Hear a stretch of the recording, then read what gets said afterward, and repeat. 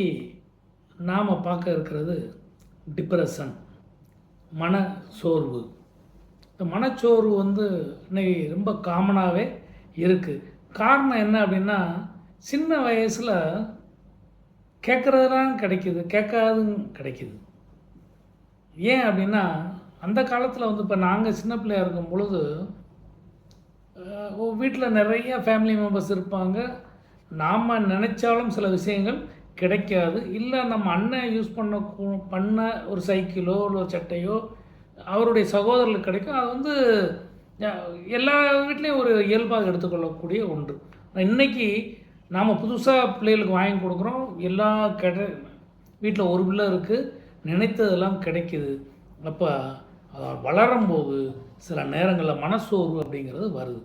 இந்த மனசோர்வு அப்படிங்கிறது ஒருவருடைய உணர்வில் இருக்கக்கூடிய சிந்தனைகளை அல்லது அவனுடைய உணர்வுகளை இல்லை ஒரு நரம்பு சம்பந்தப்பட்ட செயல்களை பாதிக்கக்கூடிய ஒரு செயலாகும். இது இன்னும் சொன்னால் ஒரு மனநிலை, ஒரு மாற்றம். இப்போ இதில் சோகம், விரக்தி, எதுலேயும் ஒரு ஆர்வம் இல்லாத தன்மை, இல்லை ஒரு ஆற்றல் குறைவு, ஒரு ஆக்டிவிட்டீஸில் சுறுசுறுப்பு இல்லாமல் அப்படிங்கிறது ஒரு அறிகுறியை எடுத்துக்கலாம். இதுக்கு என்ன காரணம் அப்படின்னு கேட்டிங்கன்னா, ஒரு மன அழுத்தம் இல்லாட்டி உடலில் இருக்கக்கூடிய சில பிரச்சனைகள், குடும்பத்தில் இல்லை சமூகத்தில் இருக்கக்கூடிய சில பிரச்சனைகள், அதாவது உறவுகள் முறையில் சில நேரம் சிக்கல், கணவன் மனைவிக்குள்ளே சில சிக்கல்கள் வர்றது நமக்கு என்ன செய்யலாம், நமக்கு இருக்கலாம், இல்லை நம்ம தனிமையை உணரலாம். மூணாவது, ஒரு சீரற்ற வாழ்க்கை முறைகள். சீரற்ற வாழ்க்கை முறைனா ஒரு தூக்கம் இல்லாத, ஒரு தூக்க குறைவு, தவறான உணவு பழக்கங்கள், இதெல்லாம் நம்ம சீரற்ற வாழ்க்கை முறை. நாலாவது, உடலில் இருக்கக்கூடிய ஒரு ஆரோக்கிய பிரச்சனைகள், அதாவது ஹார்மோன் சுரப்புகளில் சில மாற்றங்களுமே இந்த பிரச்சனைக்கு வரும். அஞ்சாவது, மரபியல் காரணங்கள். மரபியல்ங்கிறது ஒரு குடும்ப ஒரு ஹெரிட்டரி ஃபேமிலி ஹிஸ்ட்ரி இருக்கா அப்படின்னு கேட்பாங்க சில டாக்டர். அப்போ அதில் வரக்கூடிய இது. இதில் எப்படி இதை கண்டுபிடிக்கலாம் அப்படின்னு கேட்டிங்கன்னா, தொடர்ந்து கவலையோடு இருக்கிறது, எதுலேயும் ஒரு ஆர்வம் இல்லாமல் இருக்கிறது, எந்த செயல்லையுமே ஈடுபடுறது கிடையாது, தூக்கம் இல்லாமல் இருக்கிறது, இல்லை அது அளவுக்கு அதிகமாக தூங்குறது, மன அழுத்தம், இல்லைன்னா எதுக்கெடுத்தாலும் எரிஞ்சு விடுறது, கோவப்படுறது, உணவு பழக்கத்தில் இருக்கக்கூடிய சில மாற்றங்கள், சாப்பிடாமல் இருக்கிறது, அன்டைத்தில் சாப்பிட்றது, சில நேரங்களில் மரணத்திற்கும் உணவுக்கும் கூட ஒரு உணரக்கூடிய ஒரு சிக்கலான நேரங்கள். இப்போ இதுலேருந்து எப்படி வெளியே வர்றது?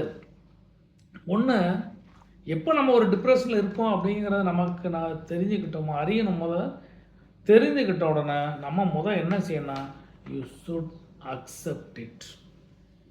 You should acknowledge and accept your feelings. நம்முடைய உணர்வுகளுக்கு மதிப்பு கொடுத்து, இதுதான் நம்மகிட்ட இந்த மாதிரி ஒரு இது இருக்குது, இதிலேருந்து எப்படி நம்ம மீண்டு வர்றது, அப்போ அக்செப்ட் பண்ணணும். அப்போனா தான் நம்ம என்ன செய்ய முடியும், அதுலேருந்து மீண்டு வரும். இது ஒரு பெரிய, நிறைய பேர் நினைப்பாங்க இது ஒரு பைத்தியம் முடிச்சிட்டோம், அப்படிலாம் கிடையாது. மன அழுத்தம் இல்லை மன சோர்வு தான் அது. இப்போ இதுலேருந்து நம்மளால் ஈஸியாக மீண்டு வரலாம் அப்படிங்கக்கூடிய நம்பிக்கை நமக்கு வரணும். அதை அக்செப்ட் பண்ணணும். ரெண்டாவது, சின்ன சின்ன ஸ்டெப்ஸு நம்ம மகிழ்ச்சியாக வச்சுக்கிறதுக்கு, என்ன அழுத்தத்துலேருந்து வெளியே வர்றதுக்கு சின்ன சின்ன ஸ்டெப்ஸு நம்ம நினச்சி எடுக்கணும். மூணாவது, challenge negative thoughts. Negative thoughts நம்மகிட்ட இருக்கும். அதாவது நம்மளால் முடியாது, வராது, நம்ம குடும்பத்தில் இப்படி பிரச்சனை, இனிமேல் நம்ம வாழ்ந்து என்ன பிரயோஜனம், நம்மளால் என்ன செய்ய முடியாது, வாழ்க்கையை நேர் பண்ண முடியாதுங்கிற மாதிரி நெகட்டிவ் தாட்ஸ் வந்துக்கிட்டே இருக்கும். இந்த நெகட்டிவ் தாட்ஸு கம்மி பண்ணணும், அவாய்ட் பண்ணணும், இல்லை டைவர்ட் பண்ணணும். இதுக்கு என்ன வழிமுறைகள் இருக்குது? நம்ம ஏதாவது ஒரு ஹாபி, புதுசாக ஒரு ஹாபிக்கு நம்ம போகணும். இந்த மாதிரி சில விஷயங்கள் நம்ம நெகட்டிவ் தாட்ஸ் விலகணும். Engage in activity that bring joy அப்படிங்கிற நாலாவது. நமக்கு மகிழ்ச்சி ஊட்டுறது என்ன?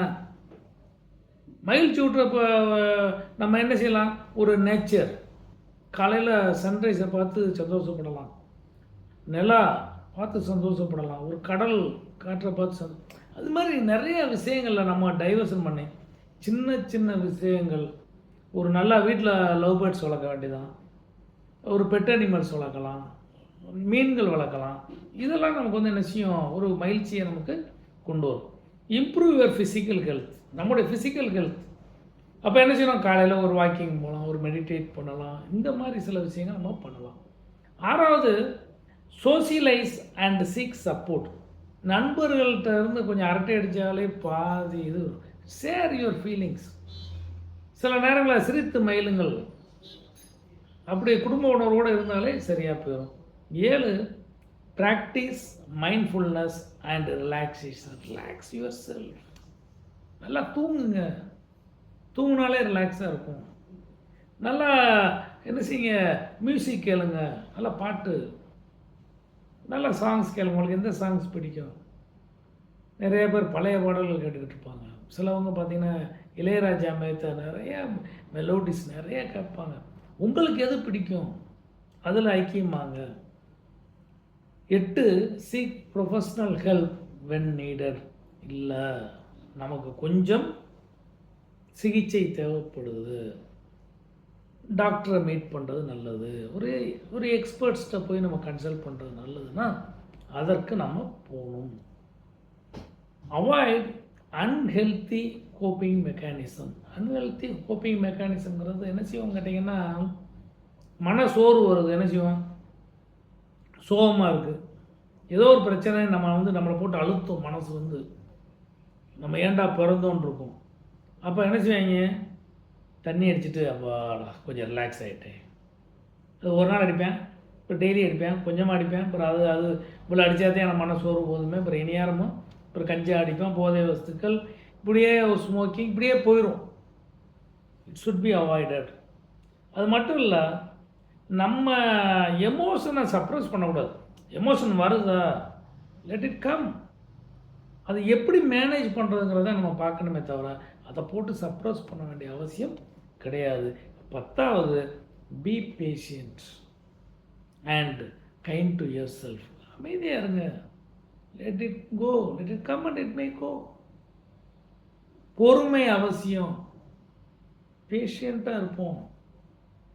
அதை நம்மளால நமக்கே ஒரு கைண்டாக இருப்போம். உனக்கு என்னடா அப்படின்னு நமக்குள்ளே நம்மளை என்ன செய்யணும்? ஒரு ஆறுதல் படுத்தி நம்மளை என்ன செய்யணும்? ஊக்கப்படுத்திக்கிட்டே இருக்கணும்.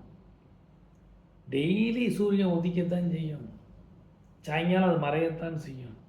அந்த மாதிரி நைட்டு வரும்போது இப்படி இருண்டாயிருச்சு, ஐயோ ஃபுல்லாக இருட்டிருச்சு அப்படின்னு நினைக்கல. அடுத்த நாள் என்ன செய்யும்? விடிய தானே செய்யும், வெளிச்சம் வரத்தானே செய்யும். அது மாதிரி தான் வாழ்க்கை. ஒருவேளை இருட்டு நம்மளை சூழ்ந்தாலும் வெளிச்சம் நம்மகிட்ட வரத்தான் செய்யும். அதனால் டிப்ரெஷன், மன அழுத்தங்கிற மனசோர்வுங்கிறதுலாம் ஒன்றும் ஒரு பெரிய விஷயம் கிடையாது. அடுத்த வீடியோவில் டெய்லி நம்ம ரொட்டீனில் எப்படிலாம் அதை நம்ம மாற்றலாம், இல்லை எப்படி நம்மளால் இன்னும் மீண்டு வர முடியுங்கிறது சில டிப்ஸ் பார்ப்போம். சில பிரச்சனைகள், குடும்ப உறவில் இருக்கக்கூடிய பிரச்சனைனால நமக்கு என்ன, அதை எப்படி ஓவர் கம் பண்ணி வர்றதுங்கிறதெல்லாம் அடுத்த வீடியோவில் பார்ப்போம். நன்றி.